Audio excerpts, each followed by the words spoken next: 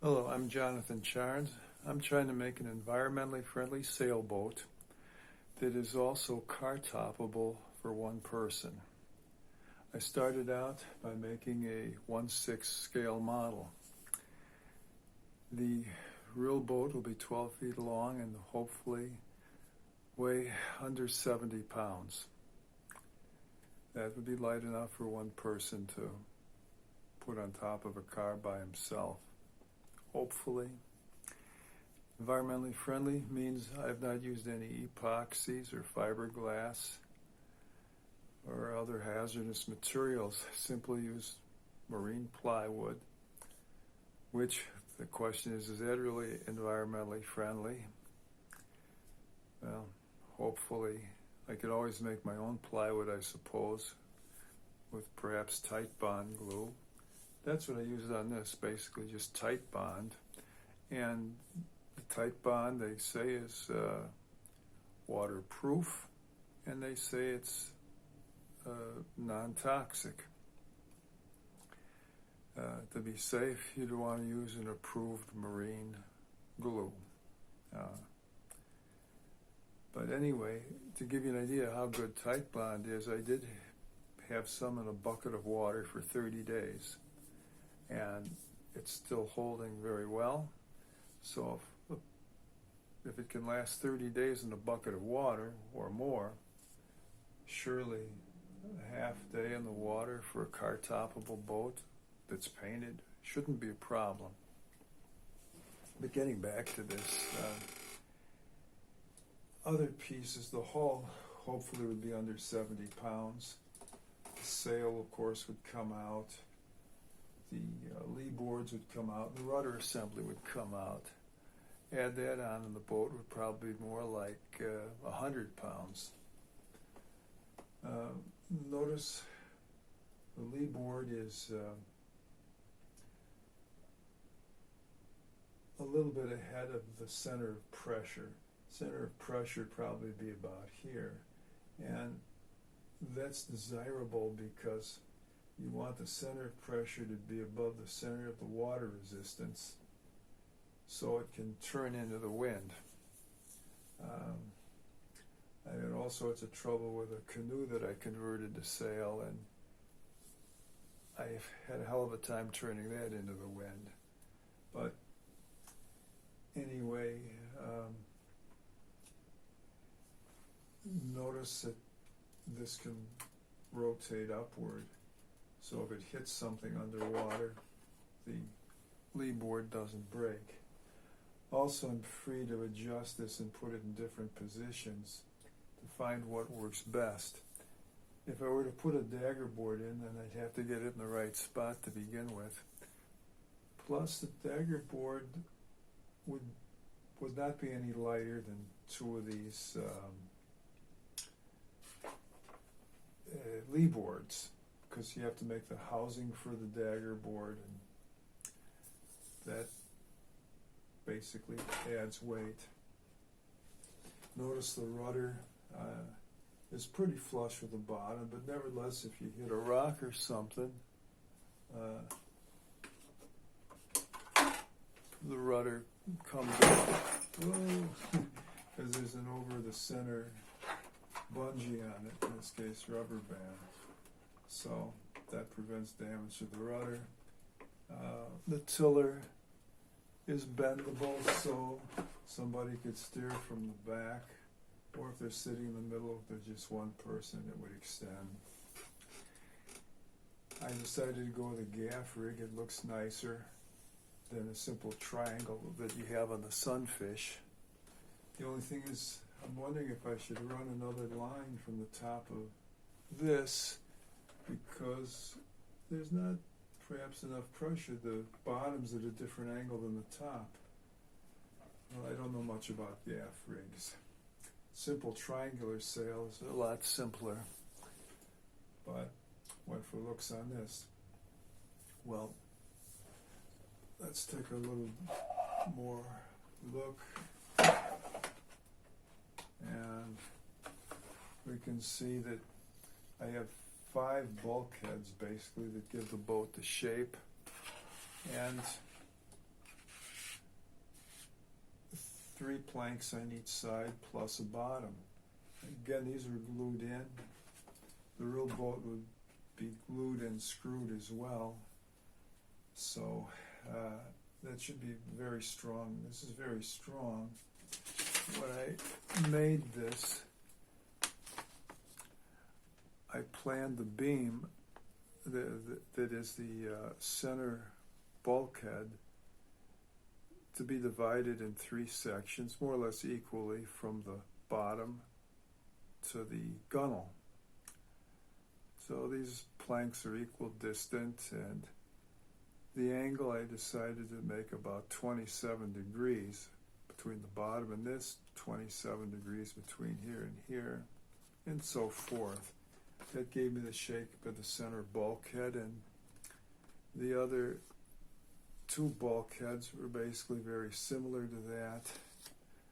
And by connecting these, that gives me the shape of a plank. And so the lines in the boat seem to be very good, although if you look carefully, you'll see the front varies a little bit from the back. They're supposed to be identical.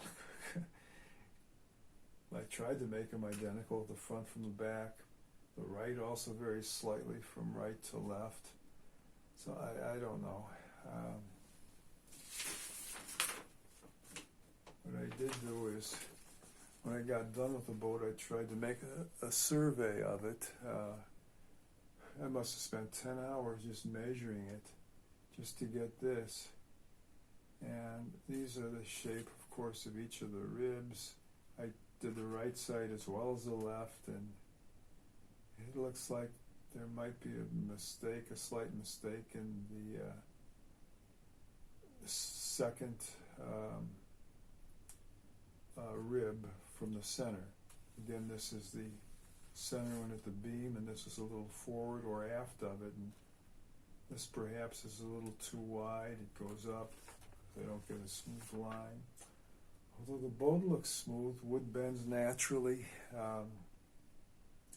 So again, it's very easy to get a mistake in the measurement when I was trying to measure these at different points. So perhaps this isn't quite that accurate, but it is reasonably close to the original plans.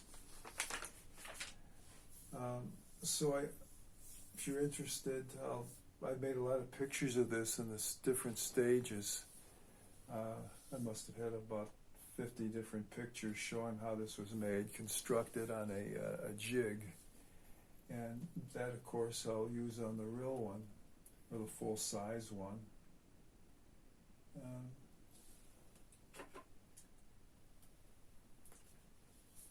Sailboats are nice like this because you stay dry. Plus, we could also use this for rowing. So oars could be put in, especially if there's no wind. That's nice. Doesn't total the day. But a lot of fun is catamarans. And nothing more fun to have a catamaran and you're up on one hull if the wind's strong enough.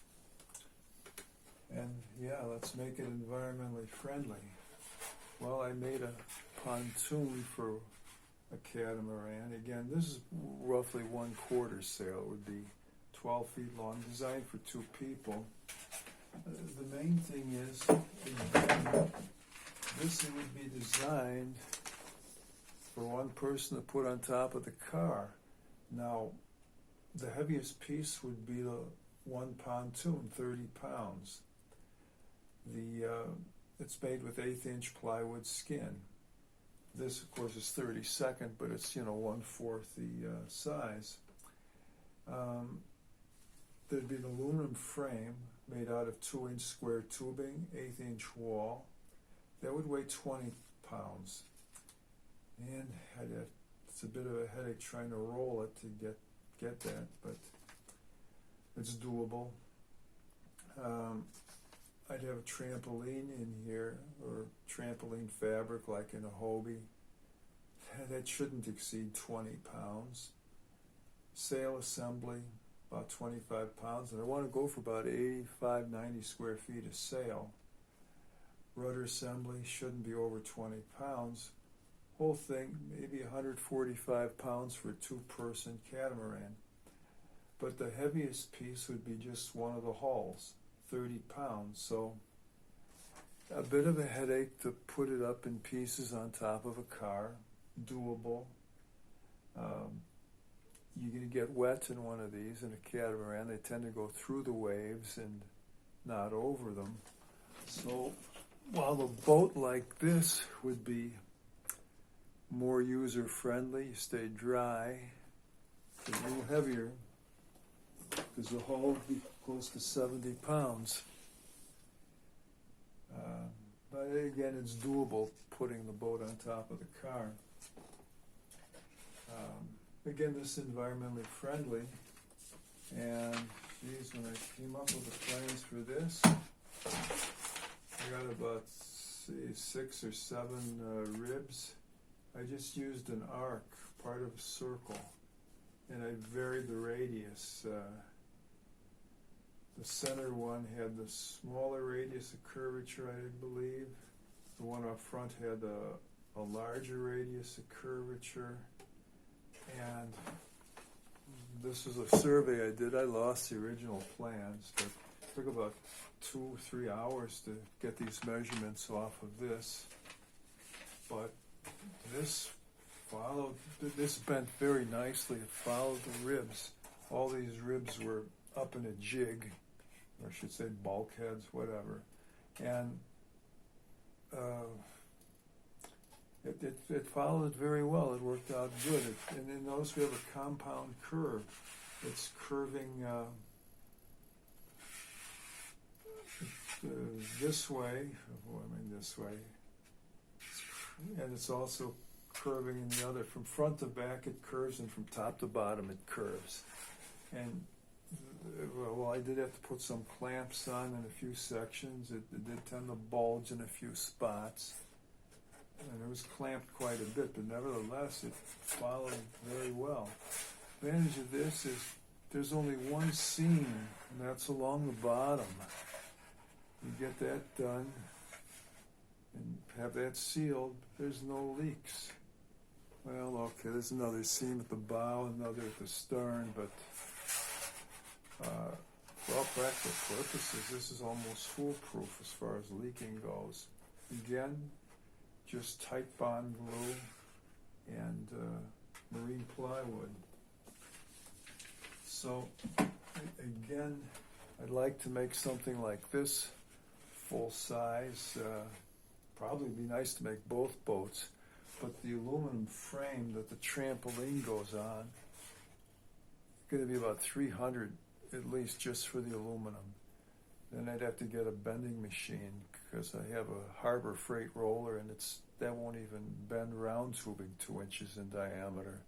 Not that well, I should say. And the square tubing will be even harder to bend. It's stiffer. But catamarans are faster. They are nicer.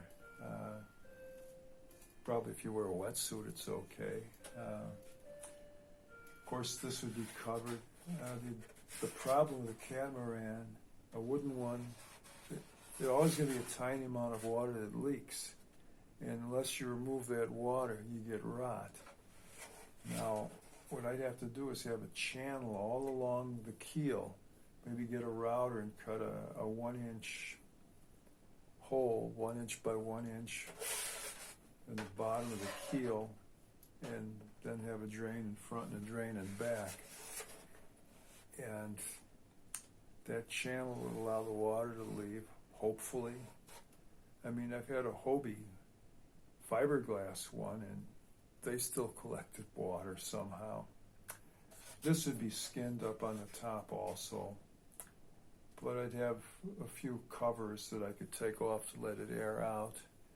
And so, yeah, actually at the end of the day, you want to, if you store it for the season, or if you don't use it for a week or two, you want to make sure all the water's out and blow probably compressed air in just to make sure there's no water here. You go through all this work, you don't want any rotting. Well, again, I have construction pictures of this, and in the next video or videos, if you're interested, I'll go over each picture. I'm sorry I didn't make videos of that. I just took pictures as I was doing it, but I can explain what I was doing.